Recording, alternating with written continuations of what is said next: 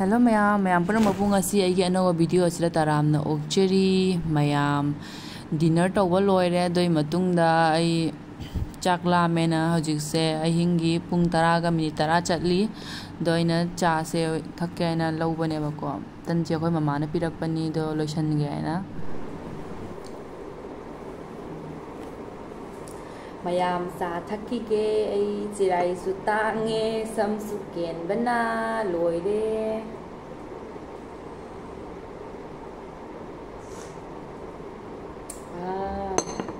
cha su hauri khoi mana pirak patan ja cha ge lotion magam de ba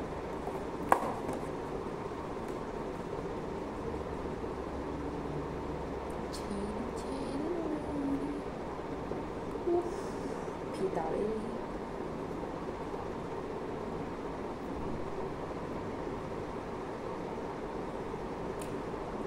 atik pa singge sa phoka buka tik ta basing ga thamge ba nungai tien ta di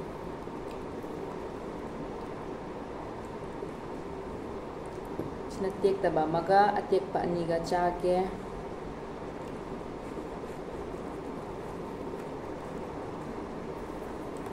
ya na so dia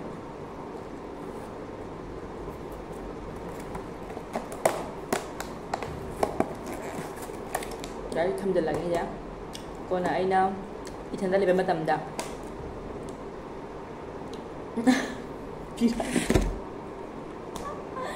ai loi ai punsi loi cây nô phi chứ cái đầu này hạt rồi chúng ta lấy gì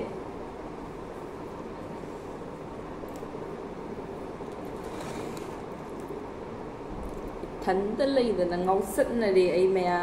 thần ta lấy là ngấu sứt này đi hắn trong cái này nuôi làm gì bạn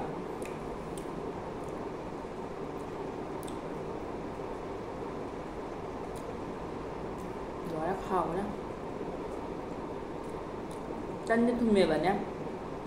chân nhất thùng bởi này là trà thì chỉ nhầm nè với là chỉ nè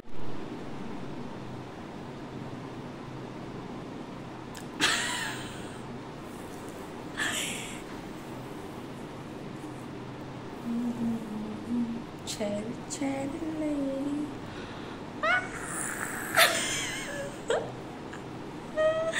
ai mu kanano strap tawro bo khang degi lawai sig tawri beli la mayam de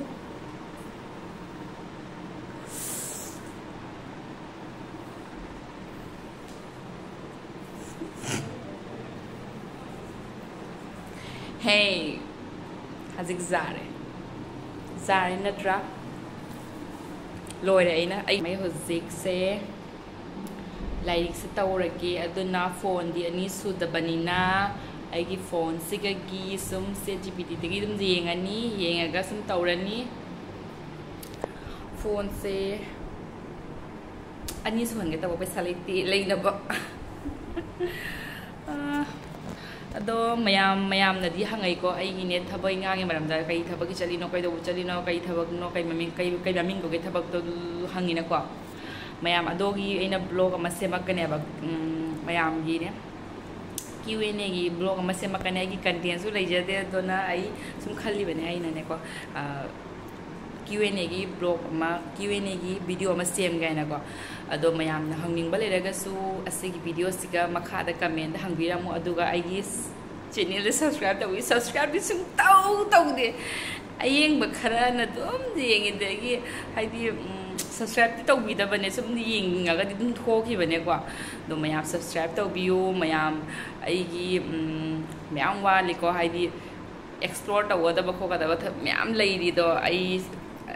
thabak siam wa le ba ko ai hajik di hytare ge ko mayam ko to makha ta ba thabak mayam su lei re ba to mayam na nisbitna ai bu subscribe to ai gi channel se doi di mayam su sum ai mathang ai step by step ai ta thara ko mayam sum ni yeng ba u ba phangi dana ko adona fare ai yam na wa nga ro yam na khui ne no chijilak ni lo re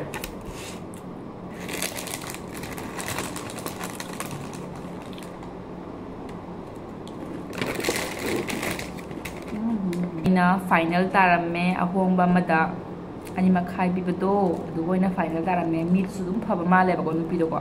do magi ma ba ma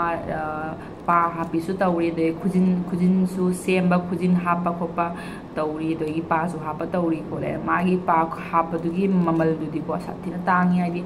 lising ama makhai de gi hore ya dum changa sa dro de su hapning e ba ko paisa da tangman gare kana na jam paisa da waste taw do no ko sam ding han bagi mu hona ga kana na pa mu ha do no ado posai budi dum loina sujai ya ba parlor do ko do su mamang da ina maka hangu do ado di sathina tange ado akhra high fi su o ya ba atang mo sing di ko do du jam na high fi oi draga su sum nipi du su phai plus pochai su ina dum jengai l'oreal gi ne ba hidak to l'oreal gi ne dum phaba su mali anam mana mi sing je something hana l'oreal na ting han nei ba ina khangja ba di ko Strix kai ga se jam sina de dana ko mi na ko l'oreal sidi anam masinai 2500 के medicine क्या क्या है मतलब को देख लो आप कर सकेगा जब डेमेज नहीं करेगा ना तो डेमेज नहीं होगा यार कलर नहीं करने से डेमेज नहीं होगा ये देता ना आप लोग कराने करते हैं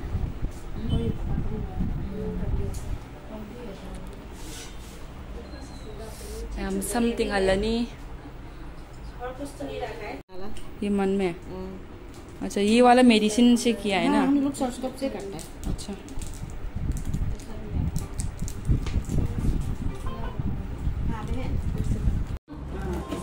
mayam matam len bachangai ni sum paisa ga di yauza da bato nail polish ko di ai ngaw ai nail polish yam pamjai ba ene pam ma chuni si di suksam pamja ma chu mayam se ai wan tha dor खाओ तो क्या है colour करने के लिए क्या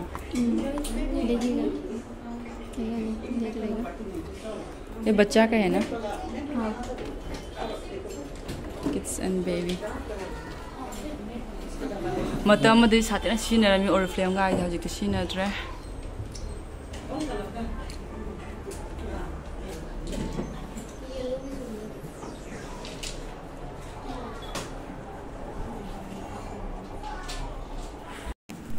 mayam sum matam lenbei dum changakpani siga aina leiriba hotel sigi hek mamang da leiyaba ko sigi first cry se ko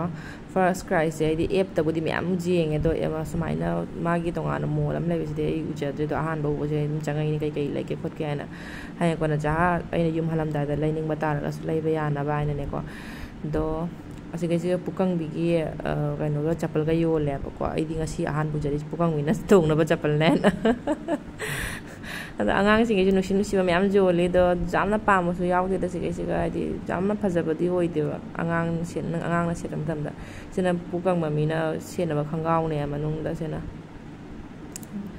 dagi pregnant oi ba mi ga do gi angang singa gi tin da pochai sigai siga lai je ko dagi angang sina bagi in na ba ko na ba tong na ba kari kra du gum bai khara du mai le siga ai